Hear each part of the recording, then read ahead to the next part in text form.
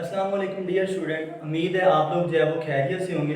Last time हम लोगों ने बात की थी मॉलिक्यूल की, ठीक है। आज हम जो है वो डिस्कस करेंगे ion. Now if we talk about ion, a species which carry positive और नेगेटिव चार्ज। कोई ऐसी स्पीशीज जिसके ऊपर जो है वो पॉजिटिव चार्ज होता है या फिर नेगेटिव चार्ज होता है, हम उसको क्या नाम देते हैं?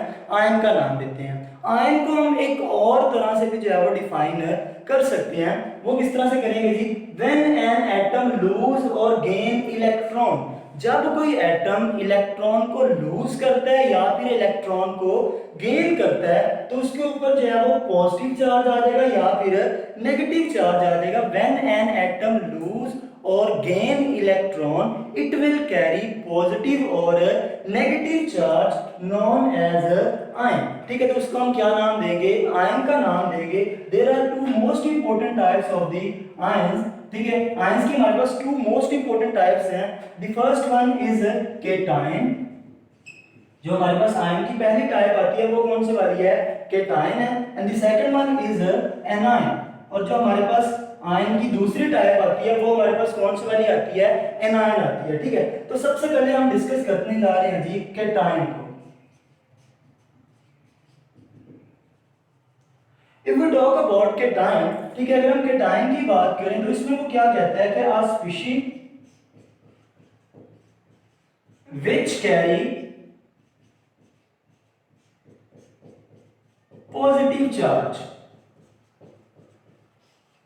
कोई ऐसी स्पीशीज जिसके ऊपर कौन सा वाला चार्ज होता है? पॉजिटिव चार्ज होता है, उसको हम क्या नाम देते हैं? केटायन का नाम देते हैं। इसी तरह से केटायन को हम एक और तरह से भी डिफाइन कर सकते हैं। When an atom loose electron, जब कोई एटम इलेक्ट्रॉन को लूज कर देता है तो उसके ऊपर पॉजिटिव चार्ज आ जाता है, उसको आप क्या नाम देते हैं? केटायन का नाम देते हैं। ठीक है, अब यहाँ पर क्वेश्चन एक ये आता है, आप लोगों ने केटायन जो है वो पहले भी पढ़ा होगा, लेकिन ये केटायन का वर्ड हम कैसे बनाते हैं इस चीज को भी हमने डिस्कस करना है। तो आप लोगों ने पीछे वाली क्लासेस में पढ़ा होगा एक इलेक्ट्रोलिटिक सेल। अगर हम इलेक्ट्रोलिटिक सेल की बात करें तो उस इलेक्ट्रोलिटिक सेल में आप क्या करते हैं? एक हमारे पास दो इलेक्ट्रोड्स होते हैं, ठीक है, उनमें एक पॉजिटिव होता है जिसको आप नाम देते हैं एनोड, ठीक है, और एक नेगेटिव होता है जिसको आप नाम देते हैं कैथोड। ठीक है, और आप क्या करते हैं, यहाँ से हमने उसको बैटरी से कनेक्ट किया होता है और हम उसके अंदर कोई डाल देते हैं कोई एक इलेक्ट्रोलाइट। सपोज कर लें मैंने इलेक्ट्रोलाइट कौन सा वाला डाला है? सोडियम क्लोराइड डाला था और ये कन्वर्ट हो गया सोडियम आयन में और क्लोराइड आयन में। ठीक है, अब जरा देखें तो यहाँ पर हमारे पास जो सोडियम है ये हमारे पास, इसको हम नाम देते हैं केटायन। लेकिन हम इसको केटायन क्यों नाम देते हैं? अगर हम डेफिनेशन के लिहाज से देखें तो स्पीशीज व्हिच कैरी पॉजिटिव और negative charge is known as ion. तो इसको क्या होना चाहिए? आयन होना चाहिए। तो फिर हम क्या करते हैं जी कि ये पॉजिटिव चार्ज वाला था और ये मूव करेगा नेगेटिव इलेक्ट्रोड की तरफ। तो हम क्या करेंगे कि जो नेगेटिव इलेक्ट्रोड है वो हमारे पास क्या, कौन से वाला था? कैथोड। तो कैथोड का आप क्या लेंगे? CaT। ठीक है, कैथोड का आप क्या लेंगे? CaT लेंगे। और जो चीज आ रही थी वो अकॉर्डिंग टू डेफिनेशन क्या थी? वो हमारे पास था एक आयन। तो हम इसको क्या नाम देंगे?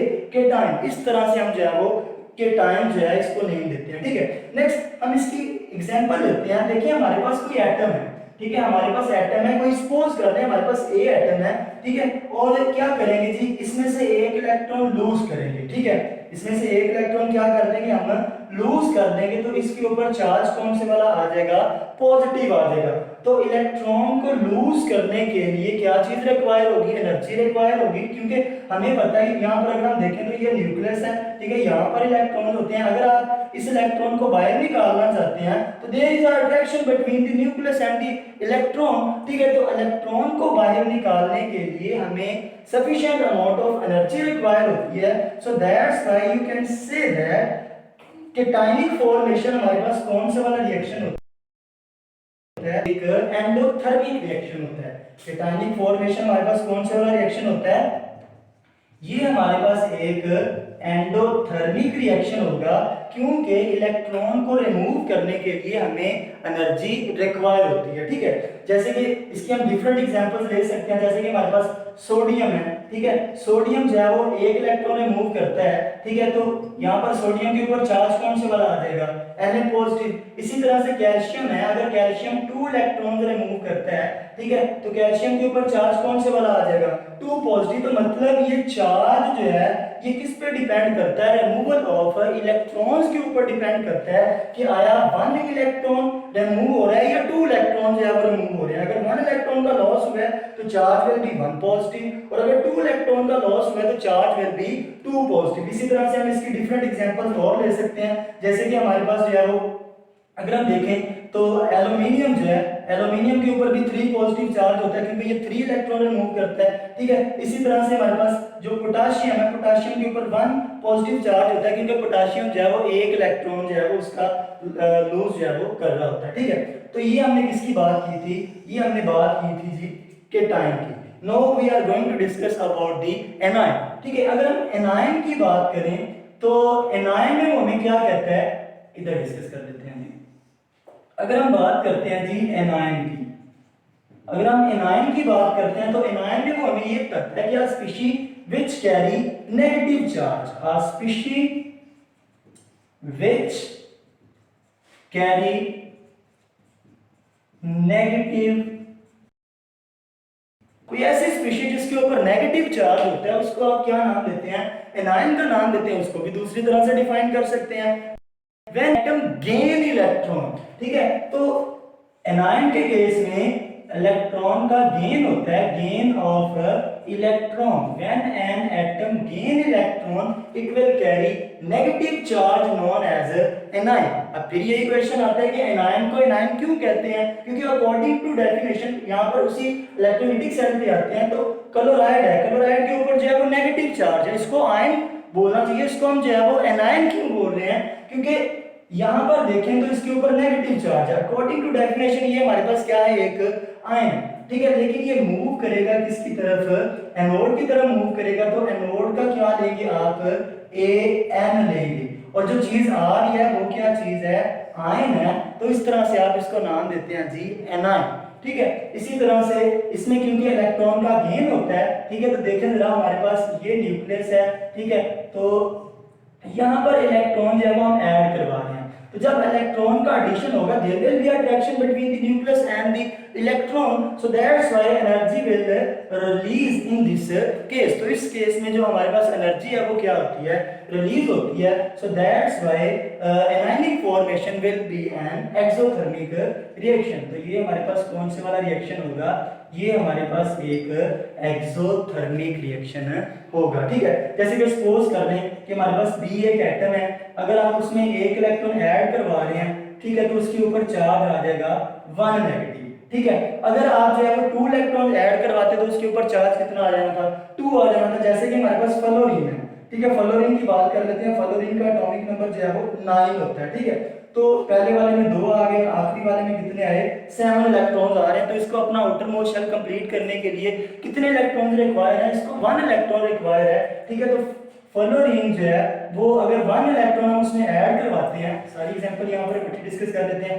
फ्लोरीन में अगर हम 1 इलेक्ट्रॉन ऐड करवाते हैं तो वो हमारे पास बन जाएगा फ्लोराइड आयन। इसी तरह से क्लोरीन में 1 इलेक्ट्रॉन ऐड करवाते हैं तो क्लोराइड आयन। ठीक है, इसी तरह से ब्रोमीन में करवाते हैं तो ब्रोमाइड आयन। लेकिन अगर हम बात करते हैं जी सल्फर की, 16 होता है। ठीक है, तो पहले वाले में 2, सेकंड वाले में 8 और लास्ट वाले में 6 इलेक्ट्रॉन्स आ रहे हैं। सो इसको अपना आउटर मोस्ट शेल कंप्लीट करने के लिए जो है वो 2 इलेक्ट्रॉन रिक्वायर है। ठीक है, तो सल्फर 2 इलेक्ट्रॉन लेगा तो सल्फर के ऊपर चार्ज कितना आ जाएगा, 2 नेगेटिव चार्ज आ जाएगा। ठीक है, तो इस तरह से हम बात करेंगे जी एनायन की। नेक्स्ट हम बात करेंगे जी ions having group of atoms. अच्छा, अगर हम आयंस यानी ग्रुप ऑफ एटम्स की बात करें तो इसमें हमारे पास 2 तरह के आते हैं। एक हमारे पास जो है वो पॉजिटिव वाले आते हैं और एक हमारे पास जो आते हैं वो नेगेटिव वाले आते हैं। ठीक है, अब सबसे पहले अगर हम बात कर लेते हैं जी नेगेटिव वाले की, तो नेगेटिव वाले जो हमारे पास आयंस होते हैं, वो ग्रुप ऑफ एटम्स होते हैं, वो क्या होते हैं, ज्यादा होते हैं, ठीक है, ज्यादा होते हैं। जैसे कि हम बात करेंगे कि जी हमारे पास आता है हाइड्रोक्साइड आयन, OH आयन, ठीक है, इसी तरह से हमारे पास आ जाता है जी कार्बोनेट आयन आ जाता है, ठीक है, CO3 2 नेगेटिव। इसी तरह से हमारे पास डाइक्रोमेट आयन आ जाता है Cr2O7 2 नेगेटिव। इसके अलावा और भी हम डिस्कस कर सकते हैं। यहाँ पर देखें तो हमारे पास आ जाता है जी PO4 3 नेगेटिव। तो हमारे पास फॉस्फेट आयन जो है वो भी इसकी एग्जांपल में जो है वो आ सकता है। तो ये हमारे पास जो थे ion having group of atom, यहाँ पर एक से ज्यादा एटम हैं और ये हमारे पास आयन हैं और ये नेगेटिव वाले हैं। और एक दफा एमटीकेट में एमसीक्यू भी आया था कि कौन से वाले ग्रुप ऑफ आयन जो है वो ज्यादा होते हैं, ग्रुप ऑफ एटम ज्यादा होते हैं,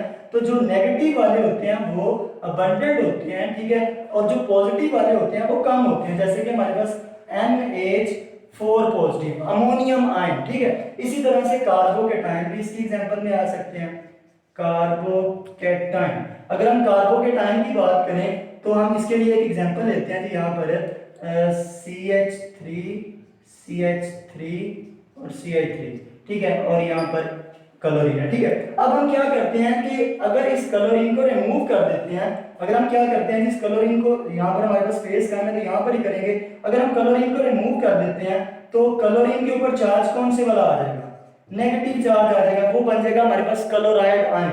और कार्बन के ऊपर कौन से वाला चार्ज आ जाएगा, पॉजिटिव चार्ज आ जाएगा। तो यहाँ पर कार्बन के ऊपर कौन से वाला चार्ज आया है, पॉजिटिव चार्ज आया है, तो इसको नाम देंगे कार्बन से कार्बो, क्योंकि इसके ऊपर पॉजिटिव चार्ज आया है तो इसको हम नाम देंगे कार्बोकेटाइन। तो ये हमारे पास जो है वो पॉजिटिव वालों की जो है वो एग्जांपल्स आती हैं।